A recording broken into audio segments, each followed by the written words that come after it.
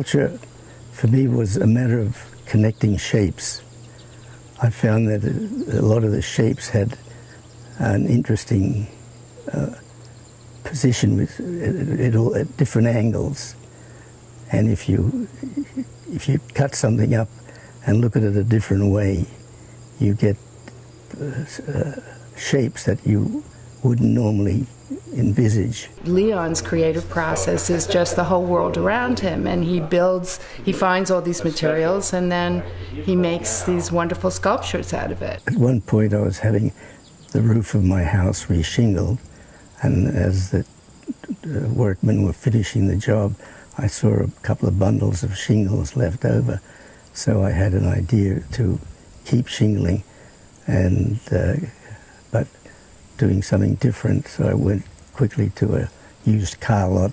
I bought a car for $100, brought it back, and asked my roof guys to keep shingling. It took them longer to shingle a car than the whole roof. It's a 30-year shingle, so I'm getting a lot of use out of it. But I had a lot of little things going on here. Well, I met a doll maker, and he had a lot of doll's eyes, so I took them from him. I bought them from him. And so eyeball, there's a pun there. I made a toilet seat with wood chips. And what was behind that? Well, I thought, how do you get a guest out of your house quickly? See, where have all the Holsteins gone? There used to be a lot of farms up here that disappeared. So this is a cows going to oblivion. This is a self-eating bagel. The teeth allows it to eat itself. Vacuum cleaner with teeth on it. What it signifies. Yeah. You know, it's Freudian. There's a woman who rents from me in the corner who's a Freudian analyst, and she saw dark things in a lot of the sculptures. He puts images together that speak to us from kind of the deepest core of ourselves and make us think, what are we looking at here? And that's what I think is extraordinary about him, is that he taps into parts of himself that are kind of unknown parts of us all, and speak to us on another level. I started off with my interest in sculpture when I began studies at the dental school in Sydney University. Dentistry is really a large construction in a microcosm. A lot of the techniques for bridge work gave me an interesting background for making cantilevered sculptures and weighting sculptures. Cantilever means you've got support on one side only and not the other side. It sort of hangs in midair. This lower part is weighted. See this here? That's full of lead. So it keeps this from falling over. All from dentistry. Well, I created Smith Hill because I always wanted to work in isolation and in privacy, and also to make a terrain of my own design. And because I'm making sculptures, I work together with reshaping the land. This pond didn't exist that we're looking at now. When I came here, I created the pond. I moved dirt around to create high points, and this was all, I had to have the land looking in a certain way, like my sculptures have to look. In other words, they have to be pleasing to me. I'll show you some other little things. Now this here, it's a tree trunk. It's my Walmart woman in China with the bound feet, because she's wearing the three-quarter pants. Here's a wood chip man. Is there a favorite? Because you work in so many different... Yeah. I like, I'll show you a tree I like. I call it the horizontal tree. That was a full cedar tree with a big trunk, and lightning struck it and killed off the left side of it, so I cut all of the remaining part of it off, and it was just the trunk left, so I sandwiched the trunk with other trees, and the horizontal gives the impression that it's a tree that's in a horizontal position. These two are based on Hebrew letters, which are very sculptural, using tree trunks. That one is the word shep. A lot of meaningful words start with it.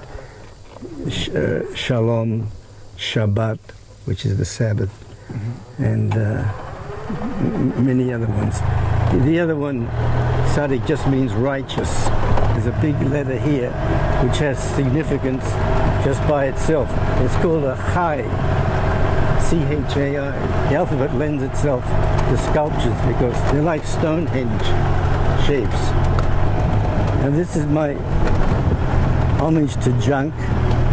These are roofing tiles. And there's an altar of junk up there, the crushed aluminum chairs, old tennis balls, old hoses, electrical wire. It's just an ongoing sculpture. What was your idea behind the altar of junk? It's the resting place for stuff that most people throw out, but I try to make a setting for them of things that people discard, like paint the tennis balls black so they don't look like tennis balls. I try to disguise it, although it is junk.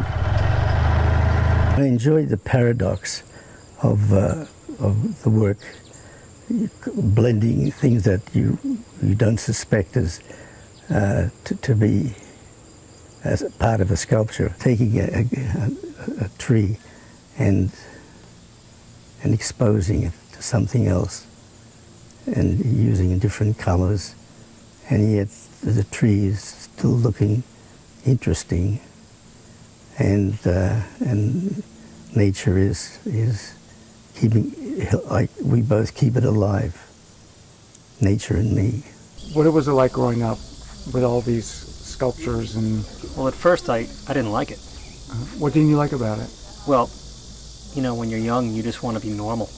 And then you have friends over and you have all these weird shapes in your yard, and you're in your house, and it's embarrassing. It wasn't until I was in high school and I realized that it was the place everyone wanted to have parties, and everyone thought it was a fun place, and I felt more comfortable in that setting. It's different for my kids because they didn't grow up. They didn't grow up in a house surrounded by art. So when they come up here, I think they really get much more excited about it than I did when I was growing up, because I was surrounded by it all the time. So I enjoy watching them coming here. It's nice to see it when you drive up here and you see this big blue shape somewhere you haven't seen before. It's kind of cool. At present, I have two sculptures being exhibited at Chesterwood. Chesterwood was the summer home for Chester French, a well-known sculptor who was best known for his sculpture in Washington of Lincoln. There are beautiful grounds there. This year they've chosen about 15 sculptors to show their work. I have two works there. They're both on the theme of a chair. One is a large 8-foot chair with cedar siding. The other chair is a bit of a spoof. That is a chair made of wood chips, which makes it awfully hard to sit on for a long time. It's wonderful. It definitely looks like you want to try it just to see how painful it is.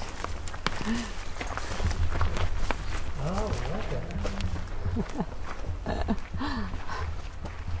A new library opened up on Hillsdale, Route 22, and I have a large chair there, and so I decided to make a few more chairs. What exactly is your fascination right now with chairs?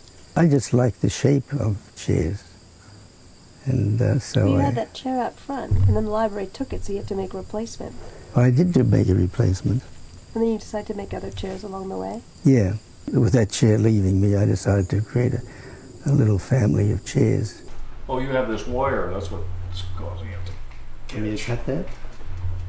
Well, it's also holding it up, so, but you're clearing this. Yeah. So, it's simply a matter of this has to be attached.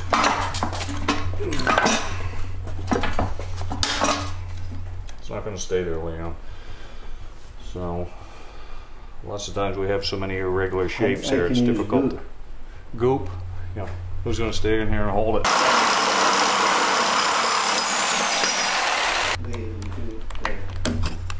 I've been very mechanical all my life, so that's what Leon uses me a lot for.